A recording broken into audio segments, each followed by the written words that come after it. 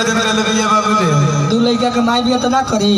हां अभी जवानी ढलल कहां बाजे ना करी ना वो हम देखता नहीं। आ कौन माई है दू लड़का के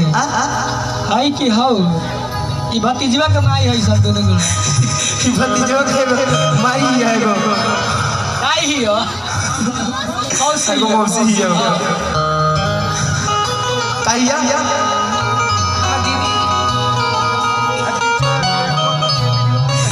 तो इनके नाता जो स्टेज पे फॉर ये पे रह जा रहे यार।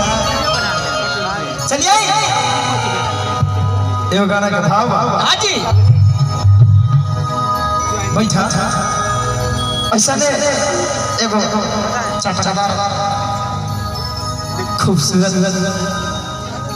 लड़की आई भैया बंगाल से चल के अपना बिहार में आ कहती है कि क्या करना दिल बड़ा है तना बड़ा उससे बढ़िया तो हाई हेकरा के तान देता तना घाम लगी ना मच्छर छसी में कहती बाबू कैसे कि अरे उठ को ससुरी गल हो गुलाबी कि अरे आँख मोए खाना भइल कि अरे उठ को ससुरी गल हो गुलाबी कि अरे आँख मोए खाना भइल आई बहुत तेज भी आई भइल वाला भाई अब घंटा डोलाई रे अरे सलवर में जे समियाना भइल अब कैसे 1 2 3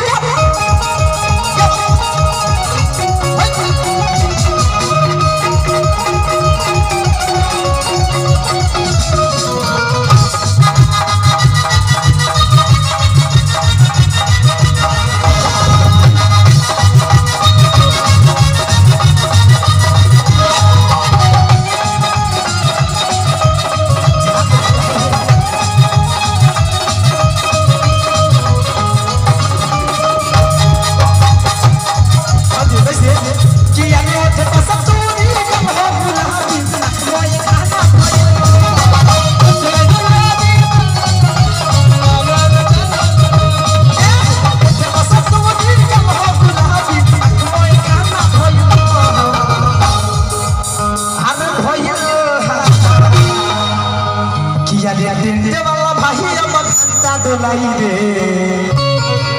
अब कैसे तैयार टेंट वाला भाई अब घंटा डोलाई सलवर में जे